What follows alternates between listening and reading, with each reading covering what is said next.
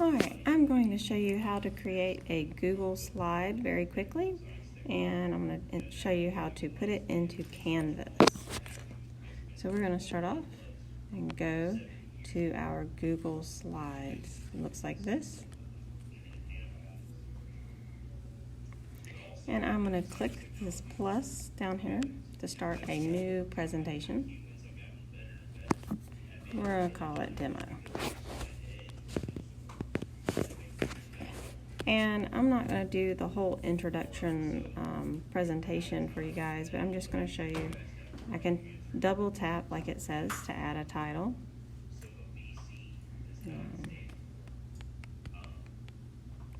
And anytime you're doing any assignment, you should always put your name, your full name. And one thing to point out down here in this corner is where you add more slides. So you can click that, and there are different options. You can always, you will always want to have some kind of a title on your slide typically.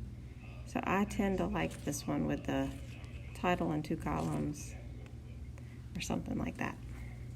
So if you want to add images, I already showed you how to add text, but up here there's a plus sign.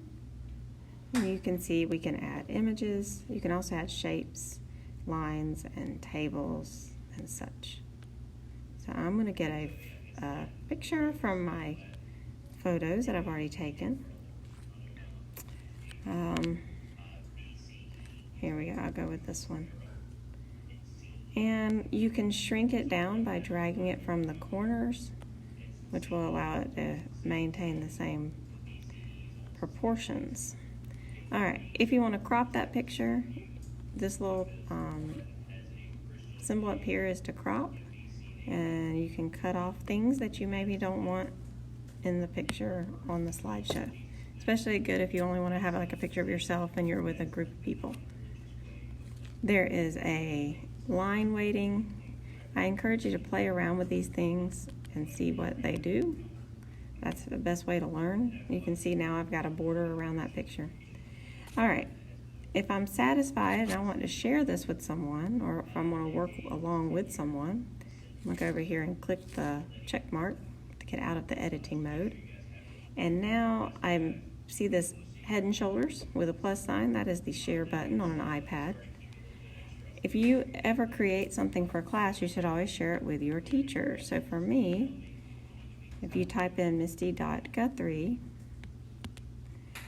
you should start seeing me come up. And I recommend that you use the ones that have my picture. It doesn't matter which one. Usually I use the first one. The airplane down here is the send button. And you will also see you can change this to that everybody can access it.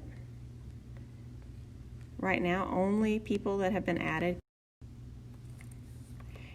And I can also change it so that anybody in Craven County Schools can view it. For example, if I want to be able to share it with my classmates. Alright, the other thing is to know that this particular document is attached to a link on the internet.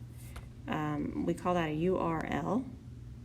And that's going to be important when we go into our assignments in a moment. So over here in Share and Export, there's that share button again. So that's another way to share there. And then there is something called link sharing. So the link is the URL. If I turn that on, you're going to see a message. It's going to say it's turned on and the link is copied. If it's already on, and you need to copy the link, the button or the thing right under it, you can click where it says just copy link. If you're at your house, you can also print things. That's where you would go to print something, in that share and export. Okay, so now that link is on my clipboard. It's like an imaginary clipboard. It's in the memory, short-term memory that's in this iPad. And now we're going to go to Canvas and put it in there. I'm going to do a second video for that.